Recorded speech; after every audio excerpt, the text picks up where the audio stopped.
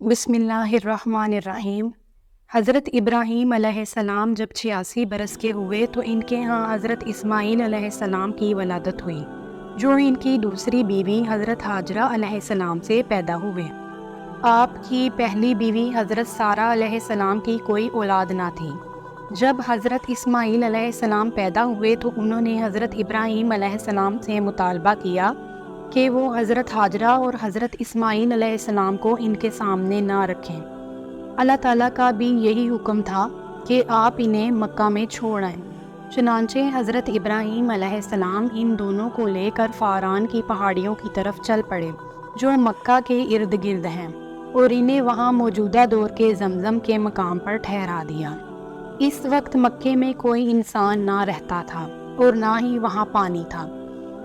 آپ نے انہیں وہاں چھوڑا اور ان کے پاس کھجوروں کا ایک تھیلا اور پانی کا ایک مشکیزہ رکھ دیا۔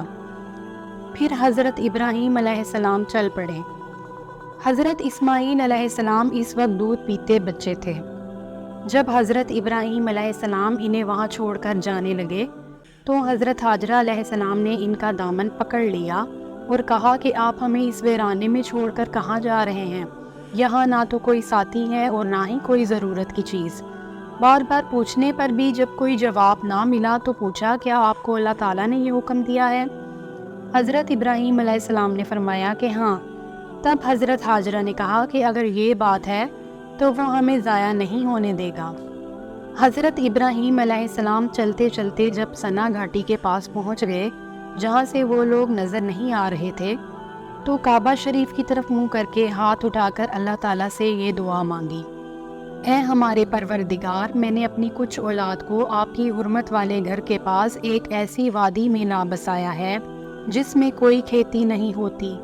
ہمارے پروردگار، یہ میں نے اس لیے کیا تاکہ یہ نماز قائم کریں، لہٰذا لوگوں کے دلوں میں ان کے لیے کشش پیدا کر دیجئے اور ان کو پھلوں کا رزق عطا فرمائیے تاکہ وہ شکر گزار بنیں۔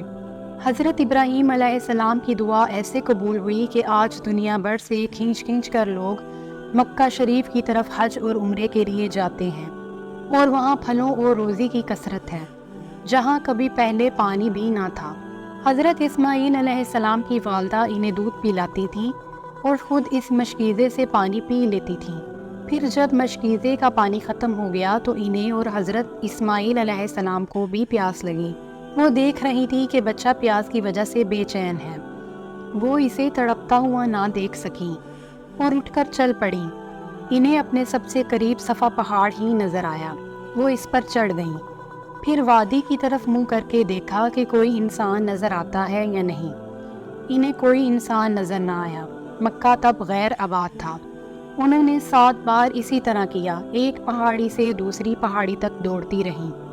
حضرت عبداللہ ابن عباس سے روایت ہے کہ حضور اکرم صلی اللہ علیہ وآلہ وسلم نے فرمایا کہ اسی وجہ سے لوگ ان دونوں پہاڑیوں صفا اور مروہ کے درمیان حج کے موقع پر دوڑتے ہیں۔ حضرت ہاجرہ آخری چکر میں مروہ پر پہنچی تو انہیں کوئی آواز سنائی دی۔ انہوں نے اپنے آپ سے کہا کہ چپ۔ پھر غور سے سنا تو آواز دوبارہ سنائی دی۔ آپ نے کہا کہ تو نے آواز سنا دی ہے، اگر مدد کر سکتا ہے تو مدد کر۔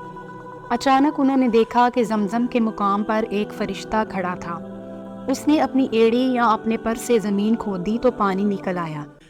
آپ اسے حوض کی شکل دینے لگی اور اس کے گرد اپنے ہاتھ سے رکاوٹ بنانے لگی اور چلو بھر بھر کر پانی مشکیزے میں ڈالنے لگی۔ آپ کے چلو بننے کے بعد پانی پھر نکل آتا۔ آپ نے پانی کو دیکھ کر کہا زمزم، یعنی رک جا۔ حضرت ابن عباس سے روایت ہے کہ نبی اکرم صلی اللہ علیہ وآلہ وسلم نے فرمایا، اگر حضرت ہاجرہ پانی کو نہ روکتی تو وہ بہتے ہوئے چشمے کی صورت اختیار کر لیتا۔ پھر حضرت ہاجرہ نے پانی پیا اور اپنے بچے کو بھی پلایا۔ فرشتے نے ان سے کہا کہ آپ ڈرے نہیں، یہ اللہ کا گھر ہے جس کی تعمیر یہ بچہ اور اس کے والد حضرت ابراہیم مل کر کریں گے، اور اللہ تعالیٰ اپنے بندوں کو ضائع نہیں ہونے دیتا۔ حضرت ہاجرہ حضرت اسماعیل کے ساتھ وہیں رکی رہیں۔ وہ کھجوروں اور اس آب زمزم کے پانی پر گزارا کرتی رہیں۔ اسی طرح وقت گزرتا رہا۔ پھر کچھ عرصے بعد وہاں ایک قافلہ آ کر مکے کے نشیبی علاقے میں ٹھہر گیا۔ انہیں اپنے سروں پر ایک پرندہ منڈلاتا ہوا نظر آیا۔ وہ بولے، یہ پرندہ تو پانی پر منڈلایا کرتا ہے، ہم تو جب بھی اس وادی سے پہلے گزرے کبھی پانی نہیں دیکھا۔ حقیقت معلوم کرنے کے لیے انہوں نے 2 لوگوں کو بھیجا تو انہیں پانی نظر آیا۔ وہ سب لوگ چشمے کے پاس آ گئے جہاں حضرت ہاجرہ حضرت اسماعیل کے ساتھ موجود تھیں۔ انہوں نے پوچھا کہ کیا ہم یہاں خیمہ زن ہو جائیں؟ آپ نے انہیں اجازت دے دی، مگر کہا کہ اس چشمے کی ملکیت پر تمہارا کوئی حق نہیں ہوگا۔ ان لوگوں نے کہا کہ ٹھیک ہے۔ پھر وہ لوگ اور کئی اور خاندان بھی وہاں آ کر آباد ہو گئے۔ اس طرح مکہ جو غیر آباد تھا وہاں آہستہ آہستہ آبادی شروع ہو گئی۔ زمزم کے چشمے پر کنواں بنا دیا گیا ہے اور اتنے سال گزرنے کے بعد بھی وہاں سے پانی ختم نہیں ہوا۔ آج بھی مسلمان دنیا بھر سے جب مکہ مکرمہ میں حج کرنے کے لیے جاتے ہیں یا عمرے کے لیے جاتے ہیں تو وہ اپنے ساتھ آب زمزم ضرور لے کے آتے ہیں۔ اللہ تعالیٰ کے ہر کام میں کوئی نہ کوئی مصلحت ہوتی ہے۔ حضرت ہاجرہ اور حضرت اسماعیل علیہ السلام کی اس آزمائش کے نتیجے میں آج مکہ آباد ہے اور تمام دنیا کے لوگ وہاں حج کے لیے جاتے ہیں۔ اس کے علاوہ آب زمزم کے معجزات بھی سب کے سامنے ہیں۔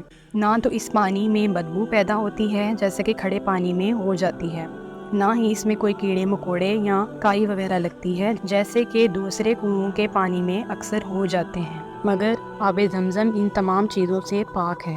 اس کے علاوہ اس میں شفا ہے۔